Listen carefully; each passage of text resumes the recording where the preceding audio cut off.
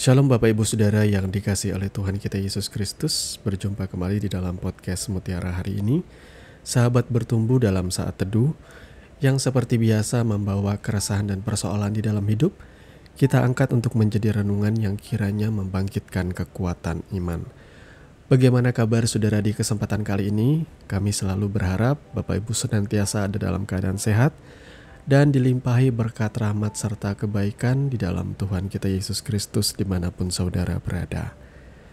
Dalam podcast Mutiara hari ini, di kesempatan kali ini kita memasuki episode yang ke-274, yang kali ini saat teduh kita akan mengangkat judul Otoritas dalam Gereja Berlandas Teokrasi.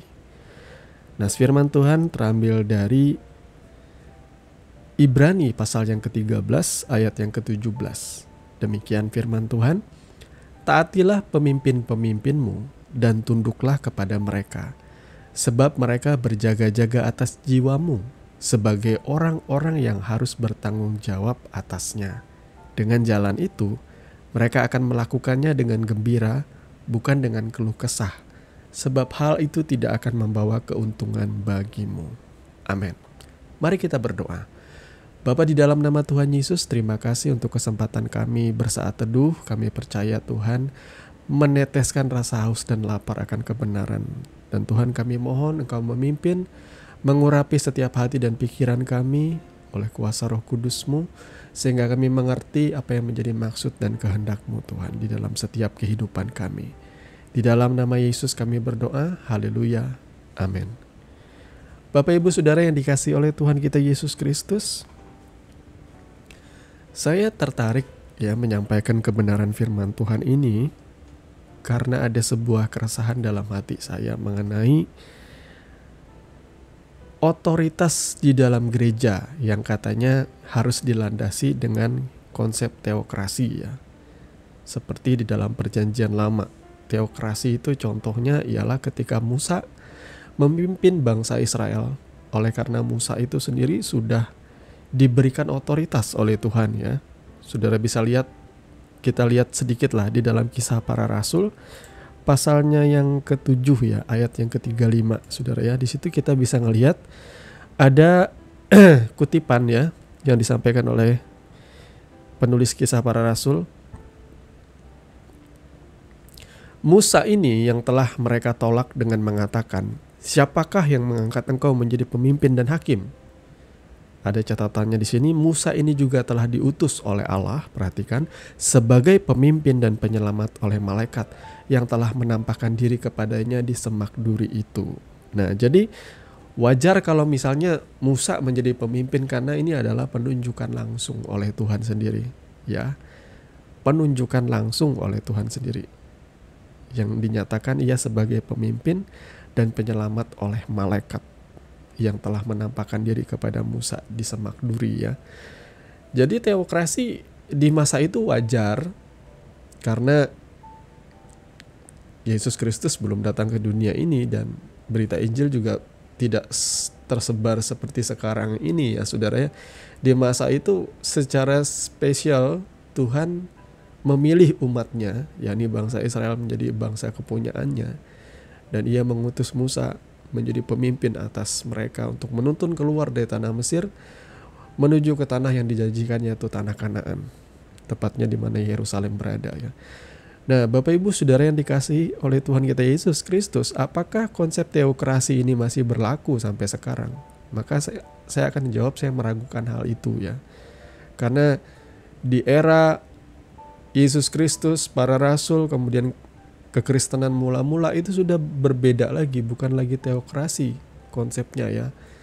Dan bagi saya, orang yang memaksakan konsep teokrasi adalah orang yang mengambil kesempatan. Apalagi kalau itu disampaikan oleh seorang pemimpin.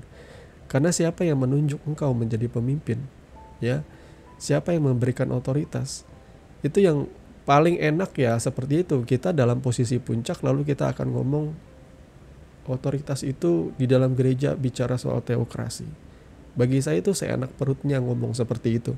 Lah kamu tunduk dengan siapa? Enggak, aku sudah di pucuk pimpinan tertinggi. Itu bagi saya tuh nggak bisa seperti itu. Karena konsep kepemimpinan sendiri yang diajarkan Yesus di dalam perjanjian baru ya. Ketika murid-muridnya pada ribut bertengkar, yaitu di dalam Lukas 22 ayat 24 sampai 27, saudara lihat di sana murid-murid itu bertengkar. Ya, saya baca sedikit ya, Lukas 22 ayat 24 sampai 27. Nah, kalian lihat di sini, terjadilah juga pertengkaran di antara murid-murid Yesus. Siapakah yang dapat dianggap terbesar di antara mereka? Mereka sedang bahas soal otoritas. Siapa yang terbesar? Siapa yang memimpin mereka? Yesus berkata kepada mereka, ayat 25 ya, raja-raja bangsa-bangsa memerintah rakyat mereka dan orang-orang yang menjalankan kuasa atas mereka disebut pelindung-pelindung. Tetapi kamu tidaklah demikian. Nah, Yesus mengingatkan gaya kepemimpinan dia tuh bukan seperti itu. Bukannya lalu ada bos-bosan, senior-senioran, otoritas tertinggi, gembala senior. Banyak orang tuh kayak melabeli kepemimpinan hierarki di dalam gereja itu seolah-olah wah gimana ya. Tapi ayat 26, tetapi kamu tidaklah demikian, kata Yesus, melainkan yang terbesar di antara kamu hendaklah menjadi sebagai yang paling muda dan pemimpin sebagai pelayan. Ayat 27, sebab siapakah yang lebih besar, yang duduk makan atau yang melayani? Bukankah dia yang duduk makan? Tetapi aku ada di tengah-tengah kamu sebagai pelayan. Jadi perhatikan saudara ya, kepemimpinan Kristus itu dilandasi ini. Bukan bos-bosan, bukan bosi, bukan senioritas dan lain sebagainya. Yesus mengajarkan bahwa menjadi pemimpin itu seharusnya menjadi yang paling muda dan melayani. Kalau saudara yang tukang perintah-perintah dan pengen dilayani, bagi saya itu bukan pemimpin. Itu otoriter maksudnya, otoritas. Kalau saudara pengen ngerti apa itu otoritas, saudara ya. Otoritas itu apa ya? Suatu kewenangan atau kekuasaan yang diberikan kepada seseorang ya, dan ada pengesahannya secara hukum. Ada pengesahannya secara hukum. Seperti Musa itu kan memang dia adalah pengutusan atau penunjukan pribadi dari Tuhan ya. Makanya buktinya ialah ia disertai dengan tanda-tanda yang heran dan luar biasa dan mujizat-mujizat yang dahsyat, saya pikir ya. Pembuktiannya di situ. Tuhan bekerja melalui cara-cara seperti itu di masa itu. Ketika ia membebaskan bangsa Israel keluar dari tanah Mesir. Nah sekarang, otoritas itu kalau dalam kehidupan kita sehari-hari seperti apa sih? Contohnya ya, kalau misalnya saudara lihat Pak Polisi sedang mengatur lalu lintas di jalan. Polisi ini manusia biasa aja. Sebenarnya kalau ada Pajero ngebut terus menabrak polisi ini, dia pasti tewas guys ya. Tetapi orang-orang sekuat apapun, entah itu truk, entah itu mobil-mobil besar, ketika ngelihat polisi di tengah jalan lagi mengatur lalu lintas, orang pasti segan melihat seragamnya. Ya, orang segan melihat lencananya. Orang tahu bahwa dia memang manusia biasa, tetapi seragamnya itu punya otoritas yang membuat semua kendaraan nurut dengan dia. Disuruh ke sebelah sana, disuruh jalan, disuruh stop. Tidak ada yang berani melawan. Itulah yang namanya otoritas. Dan otoritas itu ada di dalam seragamnya, di dalam pakaian yang ia kenakan ya. Makanya seragam polisi, seragam TNI itu punya otoritas luar biasa, termasuk untuk memikat perempuan, saudara ya. Saudara pernah dengar nggak berita-berita di mana ada polisi dan TNI gadungan pakai seragam TNI dan Polri ya, bisa memikat perawat-perawat ASN cantik, kemudian juga karyawan-karyawan bank tertipu karena penampilannya mengenakan seragam. Itu punya otoritas juga memikat perempuan, saudara ya. Tetapi itulah, kalau otoritas juga mesti ada dasar hukumnya. Jadi nggak cukup hanya seragamnya saja, tetapi memang dia ada penunjukan khusus yang ditandai dengan yang namanya SK, yang membuktikan bahwa ia memang adalah seorang anggota resmi TNI dan Polri. Misalnya ada seorang bapak-bapak datang gitu ya ke sebuah sekolah, lalu bapak-bapak ini pakai seragam ASN dan ngomong kepada kepala sekolahnya, saya mau mengajar di sini. Lah, Bapak, saya boleh lihat ininya, buktinya, SK penunjukannya untuk bekerja di sini. Oh, saya tidak punya, Bu. Lalu Bapak profesinya apa? Saya petani, Bu. Loh, nggak bisa, Pak. Di sini minimal kalau misalnya mau mengajar di sini, paling tidak kalaupun jadi honorer kayak gitu ya, paling tidak Bapak ini mesti menempuh studi pendidikan, em, mengambil bidang studi apa namanya, FKIP ya, keguruan atau mengajar seperti itulah, dan paling tidak S1 lah. Oh saya nggak punya bu, dijawab oleh dia kan. Akhirnya oh berarti nggak bisa mengajar di sini. Yang kedua juga nggak punya surat penunjukannya, yaitu SK yang ditandai dengan SK bahwa beliau ini adalah ASN yang memang ditugaskan untuk mengajar di sekolah ini. Kalau nggak punya maka nggak bisa. Ya otoritas itu juga harus ditandai dengan yang namanya naungan hukumnya jelas, saudara ya. Itu sebabnya kenapa kalau saudara bertanya-tanya, kenapa pada umur 13 sampai dengan umur 30 tahun ada lost year of Jesus, orang bilang ada tahun-tahun Yesus yang hilang. Seolah-olah tidak ada yang diceritakan di sana ya. Pada waktu kecil, pada waktu Yesus lahir umur 8 hari, kemudian umur 12 tahun, umur 12-13 tahun dia bercakap-cakap ya dengan pemimpin-pemimpin agama di Bait Suci. Dan setelah itu dia seperti hilang. Banyak orang berasumsi Yesus pergi ke India dan lain sebagainya. Padahal pada momen itu Yesus sedang menempuh pendidikan layaknya seorang Yahudi asli ya. Mereka menempuh pendidikan untuk mendapatkan yang namanya gelar atau sebutan rabi atau guru ya. Ada istilah sekolah pada masa itu terkenal, ada dua yang disebut dengan midras ya. Ya, kalau di midras itu kalau diterjemahkan atau ditransliterasi ke dalam bahasa Arab tuh madrasah ya, sekolah seperti itu. Jadi ya harus menempuh pendidikan itu sampai umur 30 tahun. Umur 30 tahun itu dianggap seseorang Yahudi itu patut untuk mengajar di depan umum, saudara ya. Dan Yesus dipanggil rabi itu bukan kebetulan, karena memang ia lulusan sekolah ini. Bayangkan, empunya alam semesta, tentu dia punya pengetahuan, hikmat, dan pengertian yang luas. Bayangkan aja di umur 12-13 tahun dia bisa bersoal jawab dengan pemimpin-pemimpin agama pada masa itu. Ya, belum sekolah midras sudah bersoal jawab, ya. Sudah berbicara tentang hal-hal tentang agama dan sebagainya, tentang Taurat. Tapi Yesus sebagai anak manusia harus belajar tunduk pada hukum yang ada di dunia ini. Tunduk pada jalannya hukum di dunia ini. Kalau dia mau mengajar di depan orang banyak, maka ia harus memenuhi gelar rabi dan dia harus menempuh pendidikan itu ya. Dia tidak bisa langsung, oh aku ini kan Tuhan Allah alam semesta, segala hikmat ada dalam pikiranku. Ya sudah aku langsung aja melayani, gak usah pakai sekolah-sekolah rabi segala macam. Enggak, Yesus tunduk pada aturan itu. Jadi dia menempuh pendidikan, dia menjalani itu sampai usia 30 tahun dan saat itulah dia mulai tampil melayani. Jadi Bapak Ibu Saudara jangan juga mempraktiskan segala sesuatu. Kita juga harus belajar ya. Belajar. Ada kalanya ada baiknya. Dan saya mendukung ini. Kalau saudara yang mau melayani di ladang Tuhan, katakanlah saudara mau menjadi seorang pendeta atau gembala di sebuah gereja atau yang dinaungi oleh satu sinode, maka kalau saudara membulatkan hati untuk menjadi pendeta, tidak ada salahnya saudara untuk menempuh pendidikan sekolah teologi ya. Sama seperti Yesus juga, dia menjalani hal itu supaya tidak ada omongan-omongan sumbang di luar sana. Kalau saya pribadi terus terang ya, saya ini melayani tidak lewat sekolah teologi ya. Saya hanya melewati sekolah Roh Kudus aja, saudara ya. Jadi saya melayani itu otodidak, bukan otodidak juga sih. Saya terlibat dalam pelayanan misi penginjilan dari saya SMA ya. Jadi dari situ saya dididik memang langsung terjun ke lapangan untuk melayani orang. Saya belajar dari Kristus sendiri. Tapi akhirnya saya pun tidak jadi gembala ya.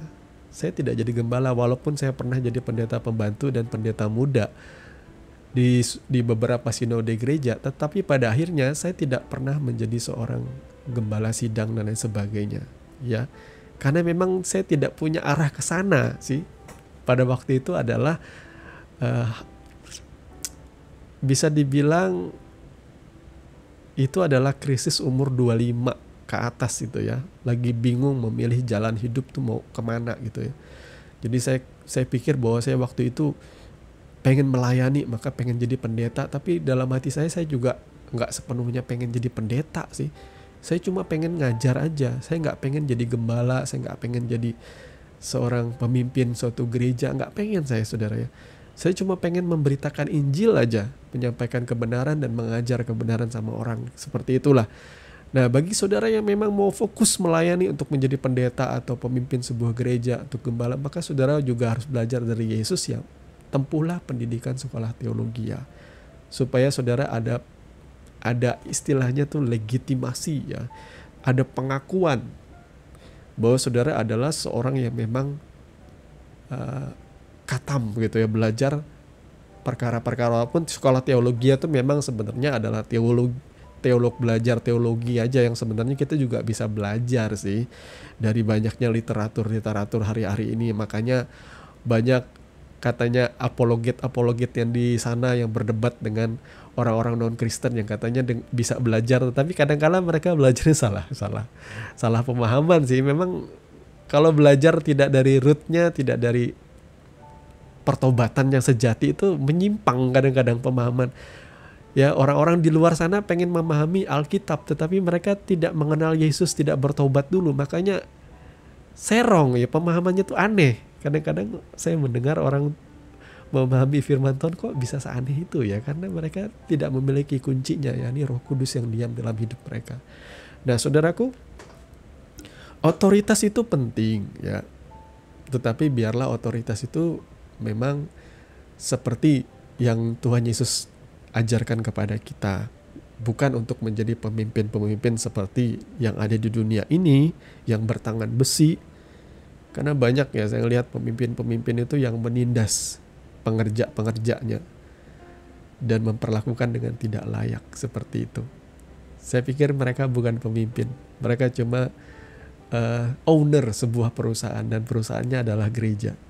Ketika gereja digenjot untuk menghasilkan uang banyak, biar persembahannya banyak, dan ketika jemaatnya sedikit lalu dimarahin, buat saya itu bukan gereja, itu namanya.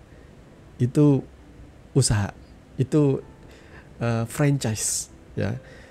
Mari selidiki hati kita. Ketika kita melayani, bukankah tugas kita adalah mengajar? Kalau orang menolak pelayanan kita, ya sudah, kita tidak usah ambil pusing, kita tidak usah kejar target bahwa jemaat mesti dapat sekian. Maka firman Tuhan yang berkata tunduklah kepada pemimpin-pemimpin ini kita lihat lagi konteksnya apa sih? Karena pada ayat yang ke-7 itu dikatakan kita harus mengingat orang-orang yang menyampaikan berita firman kepada kita, yakni pemimpin-pemimpin kita ini, tetapi lihatlah akhir hidup mereka dan teladanilah iman mereka. Itu ada di dalam Ibrani 13 ayat 7 ya. Ingatlah akan pemimpin-pemimpin kamu yang telah menyampaikan firman Allah kepadamu, perhatikanlah akhir hidup mereka dan contohlah iman mereka. Jadi konteks Ibrani 13 itu sedang membicarakan tentang pahlawan-pahlawan iman di ayat-ayat sebelumnya ya. Jadi orang-orang yang di dalam Alkitab itu yang bisa kita lihat, mereka itu adalah pemimpin kita juga, karena mereka sudah menjalani pertempuran dan perjalanan hidup bersama Tuhan. Kita lihat akhir hidup mereka bagaimana. Apakah mereka tetap setia sampai akhir, dan contoh atau tirulah iman mereka. Jadi tunduk dalam hal ini yang dikatakan di ayat ini tidak lantas bahwa kita ini memperlakukan mereka jadi raja. Layaknya konsep teokrasi, tidak seperti itu. Tunduk dalam hal ini bagi saya begini. Ketika kita ada di dalam gereja dan hamba Tuhan ini dengan murninya dia mengajarkan kita untuk mengikuti Yesus sungguh-sungguh, mengajarkan kita untuk hidup kudus, menyenangkan Tuhan, bergaul karib dengan Tuhan, maka penundukan diri kita ialah dengan mendengarkan ketika ia menyampaikan dan menyimpan kebenaran firman itu dalam hati kita, dan kita mau melakukannya dalam hidup kita. Itu adalah cara kita tunduk. Dan bagi saya begini, otoritas hamba-hamba Tuhan di dalam gereja itu cukup sampai di gereja, tidak sampai di dalam rumah tangga saya. Saya tidak akan pernah mengizinkan ada seorang pemimpin gereja manapun, bahkan gembala, untuk mengatur rumah tangga saya. Karena saya adalah pemimpin rumah tangga saya adalah kepala. Saya adalah seorang suami, seorang ayah. saya punya otoritas di dalam rumah tangga saya.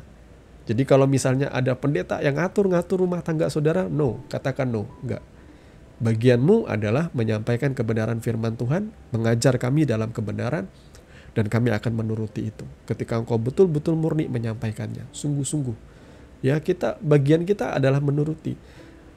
Alkitab banyak mengajarkan bahwa konsep di dalam gereja itu bicara soal seperti otoritas antara ayah, ibu, orang tua dan anak, seperti itu ya. Suami dan istri, itu adalah pengajaran dasar tentang gereja, saudara ya. Kalau gereja fokusnya adalah ke hal-hal yang sifatnya duniawi, membangun gereja megah, gereja jadi mall, gereja jadi mega church, gereja untuk menjangkau puluhan ribu, ratusan ribu, bagi saya itu sudah bukan misi ilahi lagi, itu bagi saya itu sudah ambisi ya. Maaf kata, saya harus jujur berkata seperti itu. Kalau memang pengen murni menyampaikan kebenaran firman Tuhan, maka beritakanlah Injil sampai ujung-ujung bumi dong. Kirim utusan-utusan penginjil-penginjil ke daerah-daerah. Kalau bisa digaji mereka dengan layak biar masuk ke pedesaan. Jangan numpuk di kota, bangun kerajaan-kerajaan masing-masing. Seperti itu. Bagi saya itu bukan pemimpin yang patut diteladani ya. Jadi jemaat jadi sumber pemasukan seperti itu untuk menggerakkan jalannya usaha atau franchise dari gereja di kota-kota yang begitu banyaknya ini. Maaf kalau saya agak kritis ya kali ini saudara ya. Mungkin ada di antara saudara yang tersinggung atau marah dengan apa yang saya sampaikan, tetapi saya harus jujur menyampaikan apa adanya. Apakah gereja hari ini masih tetap murni memberitakan Kristus sampai ujung-ujung bumi? Karena kalau begitu adanya, maka harusnya ada pelayanan misi atau penginjilan ke pedalaman, ke daerah-daerah. Paling tidak lah menyampaikan ini, membagi-bagikan Alkitab lah paling tidak, atau ada tim misi yang bisa mengadakan KKR di daerah-daerah yang bekerja sama dengan gereja-gereja lokal, tidak lantas mendirikan gereja kita. Saya punya mimpi ya, gereja nggak bangun franchise-nya sendiri, tetapi gereja melakukan yang namanya crossover lah. Jadi misalnya ada satu gereja besar yang melakukan KKR di daerah, kemudian jiwa-jiwa yang diselamatkan di sana diserahkan ke gereja lokal walaupun berbeda sinodenya, nggak apa-apa, seperti itu. Atau kalau perlu gereja-gereja di daerah tuh disupport oleh gereja-gereja di kota besar, nggak mesti sama sinodenya, nggak mesti sama, harusnya sih kayak gitu ya. Kalau saya berpikirnya harusnya seperti itu. Saya nggak pengen mengikuti jalan gereja yang hari ini consumers terlalu hedon ya, dengan kemewahan, dengan gambaran-gambaran pendeta itu mesti pakai jas yang tampil sebagai orang yang flamboyan. Pendeta itu mesti cantik dengan rambut yang tergerai dan lain sebagainya. Bagi saya tuh harusnya seorang hamba Tuhan tuh jauh lebih daripada itu ya. Menjadi teladan, tetap sederhana, mengajarkan kebenaran. Saya pernah punya bapak rohani seperti itu soalnya. Dia lebih memikirkan jemaatnya, pertumbuhannya, dia hanya murni mengajar, dan sampai hari ini bagi saya dia adalah satu-satunya pemimpin yang patut untuk saya hormati ya, karena dari beliau juga saya mengenal Yesus, saya bertobat, saya lahir baru ya, saya akhirnya diajar melayani dari beliau juga. Nah, beda dengan pendeta akhir-akhir ini yang pengen jadi raja, yang pengen dilayani, yang selalu bisa menggoblok-goblokkan orang, atau pelayan-pelayan itu bisa dipermalukan di depan umum. Bagi saya itu bukan pemimpin ya. Itu bukan seorang bapak rohani yang baik seperti itu. Bagi saya itu hanya pendompleng orang cari untung, saudara ya. Jadi Bapak Ibu Saudara yang dikasihi oleh Tuhan kita Yesus Kristus, mari perhatikanlah bahwa otoritas dalam gereja berlandas teokrasi itu sudah tidak berlaku lagi zaman sekarang ya. Orang bisa bilang dirinya seperti Raja Daud atau Saul dan sebagainya, enggak, itu enggak relevan lagi sudah. Yang seperti itu sudah tidak relevan lagi. Karena di era itu dengan era sekarang itu bedanya itu sudah ribuan tahun. Dan pada masa itu Kristus Yesus belum datang ke dunia ini dan menyatakan keselamatan. Kita semua adalah imam dan raja, kata kitab Ibrani ya. Kita semua itu memiliki jabatan imam dan raja. Artinya kita semua ini adalah hamba-hamba Tuhan. Jadi kalau pemimpin-pemimpin rohani, katakanlah mereka pendeta yang menempuh sekolah teologi, mereka patut dihormati, tetapi jangan lantas kita juga tunduk-tunduk. Kalau lewat-lewat tunduk-tunduk layaknya mereka raja. Enggak seperti itu cara menghormatinya. Teladani, itu cara yang paling menyenangkan ya. Sekali lagi, konsep di dalam keluarga itu konsep di dalam gereja itu otoritasnya seperti keluarga, seperti orang tua yang mengasihi anaknya ya. Orang tua itu bekerja begitu rupa, bekerja banting tulang demi bisa mencukupkan atau menafkahi keluarganya.